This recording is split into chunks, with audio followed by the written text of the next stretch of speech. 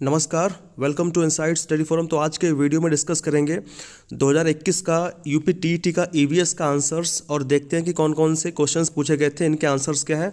आप लोग अपने क्वेश्चंस को मैच कराइए और अपना स्कोर डेफिनेटली आप लोग लिखें कमेंट सेक्शन में, जिससे आइडिया मिले कि आप लोगों के कितने क्वेश्चन सही हुए हैं। तो डिस्कस करते हैं। पहला क्वेश्चन पूछा गया था कि ध्रुव तारा कहाँ जाता है। ठीक है, पोल स्टार मतलब ध्रुव तारा कहा जाता है, उसे क्या कहते हैं। पोल स्टार को हम अगर बात करें तो इसको हम कहते हैं नॉर्थ स्टार, क्योंकि ये नॉर्थ में दिखाई देता है, उत्तर में। और आज से कई वर्ष पहले जो डायरेक्शंस थी, जो दिशाएं थी, उनको ज्ञात करने के लिए ध्रुव तारे का इस्तेमाल होता था। कौन सी दिशा के लिए होता था?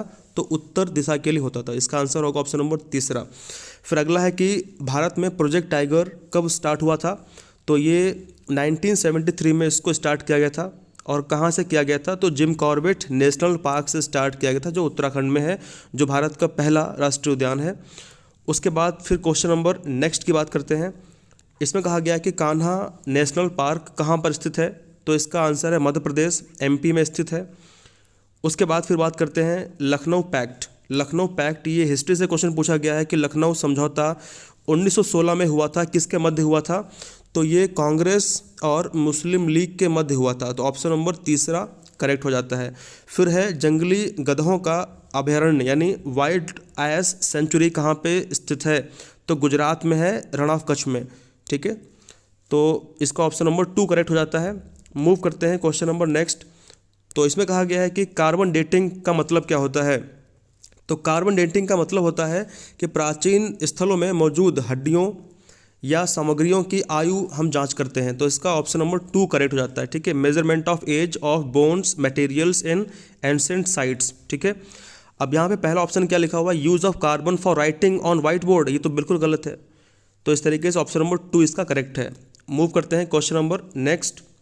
तो इसमें कहा गया है कि संविधान सभा ने कब राष्ट्रीय गान को अपनाया था। तो संविधान सभा की जो लास्ट मीटिंग हुई थी 24 जनवरी 1950 को हुई थी। उस मीटिंग के दौरान संविधान सभा ने राष्ट्र गान को अपनाया था। तो आगे मूव करते हैं क्वेश्चन नंबर नेक्स्ट। इसमें कहा गया है कि बायोमैग्निफिकेशन, इसका मतलब क्या होता है। देखिए, बायोमैग्निफिकेशन का मतलब क्या होता है कि increasing concentration of toxic substance in tissues over time. इसका मतलब कि समय के साथ ऊतकों में विषैले पदार्थों की बढ़ती सांद्रता जो होती है, उसी के लिए हम यूज़ करते हैं बायोमैग्निफिकेशन। तो उसी को हम कहते हैं बायोमैग्निफिकेशन। उसके बाद फिर बात करते हैं क्वेश्चन नंबर नेक्स्ट। इसमें कहा गया कि which of the following is not a biotic component of biosphere. मतलब कौन सा जैव मंडल का एक अजैविक घटक नहीं है। देखिए, हमने दो तरीके से हमारी जो क्लासेस मैंने अपलोड करी थी, मोस्टली क्वेश्चन वहाँ से पूछे गए हैं। अगर आपने वीडियोस देखे होते तो आप लोग डेफिनेटली अच्छा स्कोर करके आते। ये सब क्वेश्चन मैंने वहाँ डिस्कस किए एक एक करके। दो टाइप के कंपोनेंट होते हैं। एक होता है, यानी अगर मैं आपसे बोलूँ कि इकोसिस्टम के अंदर दो टाइप के कंपोनेंट होते हैं, दो टाइप के घटक होते हैं। एक होता है एबायोटिक, दूसरा होता है बायोटिक। बायोटिक का मतलब होता है कि जो जीवित घटक होते हैं, जो लिविंग होते हैं, और एबायोटिक का मतलब होता है जो नॉन लिविंग होते हैं, जो मृत हैं। तो आपको यहाँ पहचानना है कि कौन सा एबायोटिक नहीं है। इसका मतलब कि बाकी सब इसमें एबायोटिक होंगे, कौन सा नहीं है। सॉइल कैसा है, जीवित है कि मृत है? मृत है। फास्फोरस कैसा है, मृत है। प्रोटीन कैसा है, मृत है। लेकिन जो फंजाई है, जो कवक है, ये जीवित होता है। इसीलिए यहाँ पे पूछा कि कौन सा नहीं है, तो इसका आंसर क्या होगा? सही, कवक सही हो जाता है। तो मूव करते हैं क्वेश्चन नंबर नेक्स्ट। और इसमें पूछा गया है कि ग्रीन पीस इंटरनेशनल का मुख्यालय कहाँ पर है। तो इसका मुख्यालय सबको पता है, एम्स्टर्डम में है। तो ऑप्शन नंबर 1 इसका करेक्ट हो जाता है। फिर अगला पूछा गया है कि the problem of water pollution with arsenic. इसका मतलब निम्न में से कहाँ आर्सेनिक द्वारा जल प्रदूषण सर्वाधिक है। तो ये वेस्ट बंगाल में है। इसका ऑप्शन नंबर 4 करेक्ट हो जाता है। मूव करते हैं क्वेश्चन नंबर नेक्स्ट। तो इसमें कहा गया है कि भारत में पश्चिमी घाट के दक्कन शुष्क हैं, मतलब Deccan of western Ghats in India dryer हैं, शुष्क हैं। क्यों हैं? क्योंकि वहाँ पर रेन शैडो इफेक्ट होता है, इसीलिए। यानी रेन शैडो प्रभाव के द्वारा यहाँ पे होता है। अगर मैं एक एक करके सारे ऑप्शंस को एक्सप्लेन करूँगा तो वीडियो लंबा हो जाएगा। अभी मेरा मकसद सिर्फ यही है कि आप लोग इसके आंसर्स को देखें और उसको मैच कराएँ और कमेंट सेक्शन में लिखें। तो मूव करते हैं क्वेश्चन नंबर नेक्स्ट। इसमें कहा गया है कि वन्य जीव सुरक्षा अधिनियम पारित किया गया था। तो वाइल्ड लाइफ प्रोटेक्शन, ये सब मैंने वीडियोस में डिस्कस किया है एक एक पॉइंट। तो इसका आंसर क्या है? 1972। ठीक है, 1972 में इसको पास किया गया था पार्लियामेंट के द्वारा। फिर अगला क्वेश्चन पूछा गया, solar radiation per unit area received at the outer limit of atmosphere is known as, यानी वायुमंडल की ऊपरी सीमा पर प्रति इकाई क्षेत्रफल में प्राप्त होने वाली सौर विकिरण कहलाती है। ये थोड़ा डाउटफुल क्वेश्चन है, ठीक है। तो इसका हम जब यूपी बोर्ड, जब यूपी टीटी का जो आंसर की आएगी तो हम उसमें देखेंगे ऑफिशियल आंसर की में कि इसका आंसर वो लोग क्या दे रहे हैं। फिलहाल यहाँ पे अगर देखें तो इसका ऑप्शन नंबर तीसरा सही हो जाता है, इंसोलेशन सूर्य तप उसको कह सकते हैं। इसको डाउटफुल मैं रखूँगा, ठीक है। बाकी आप लोग कमेंट करके बताएं कि आपके हिसाब से इसका आंसर क्या होना चाहिए। उसके बाद फिर बात करते हैं क्वेश्चन नंबर नेक्स्ट। तो पूछा गया है कि fundamental duties are adopted from which country's constitution, यानी किस देश के संविधान से मौलिक कर्तव्य लिए गए हैं। तो इसका बहुत सिंपल सा इसका आंसर है USSR। इसका मतलब क्या है, union of Soviet socialist Republic. तो इससे लिए गए हैं, जो वर्तमान में कई देशों में टूट चुका है, जिसमें सबसे प्रमुख देश रशिया है, ठीक है। बात करते हैं कि most biodiversity is found in, यानी सर्वाधिक जैव विविधता कहाँ पाई जाती है। तो इसका सही आंसर है शांत घाटी, ठीक है, साइलेंट वैली में पाई जाती है। मूव करते हैं क्वेश्चन नंबर नेक्स्ट। इसमें कहा गया कि what is not true for LPG, यानी LPG के लिए क्या सत्य नहीं है। लिक्विफाइड पेट्रोलियम गैस के लिए क्या सत्य नहीं है। बर्न विद ब्लू फ्लेम, बिल्कुल सही है। नीली ज्वाला के साथ जलने वाला है, बिल्कुल सही है। हाई कैलोरीफिक वैल्यू है, उच्च ऊष्मीय मान होता है, बिल्कुल सही है।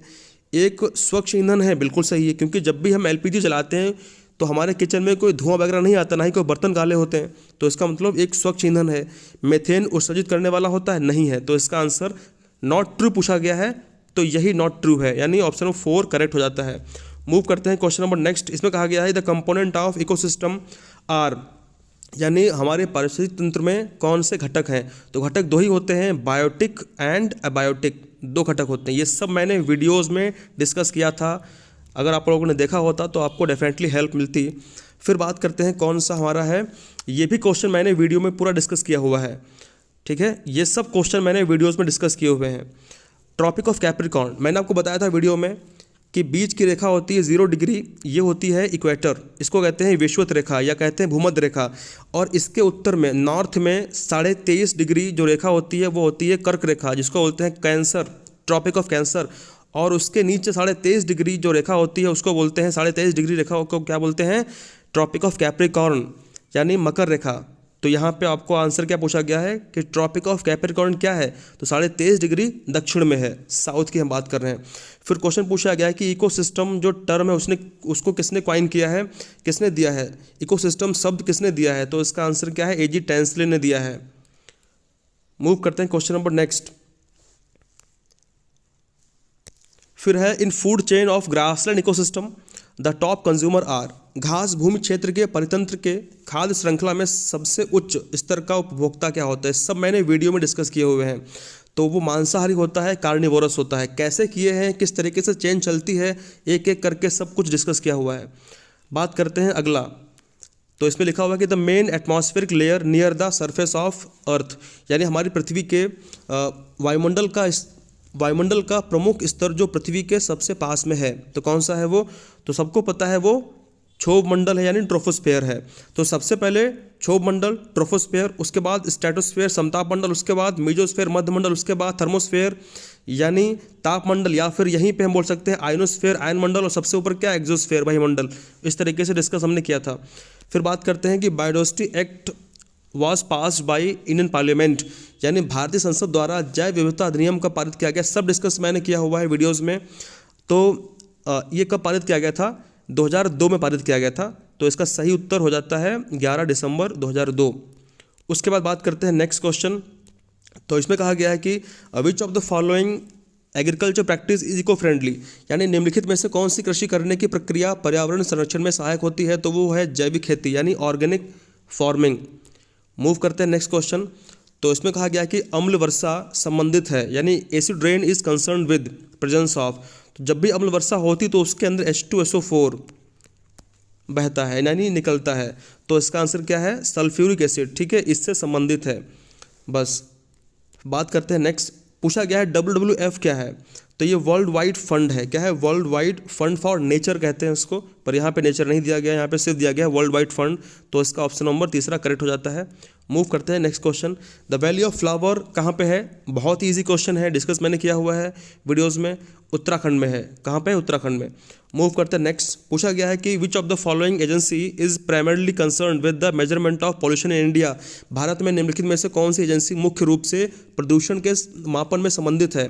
तो सेंट्रल पॉल्यूशन कंट्रोल बोर्ड, ये है CPCB, ठीक है। ऑप्शन नंबर 2 करेक्ट है। कोटोपैक्सी एक एक्टिव वॉल्केनो है, कहाँ पे? एंडीज़ में है। और अगर आपसे पूछे कि कौन से देश में है, तो इक्वाडोर में है, इक्वाडोर। फिर पूछा गया है कि Tsangpo river of Tibet, Tibet की सांगपो रिवर को क्या कहा जाता है? तो ब्रह्मपुत्र कहते हैं। और जब ब्रह्मपुत्र पहुंचती है बांग्लादेश में तो इसे क्या कहते हैं?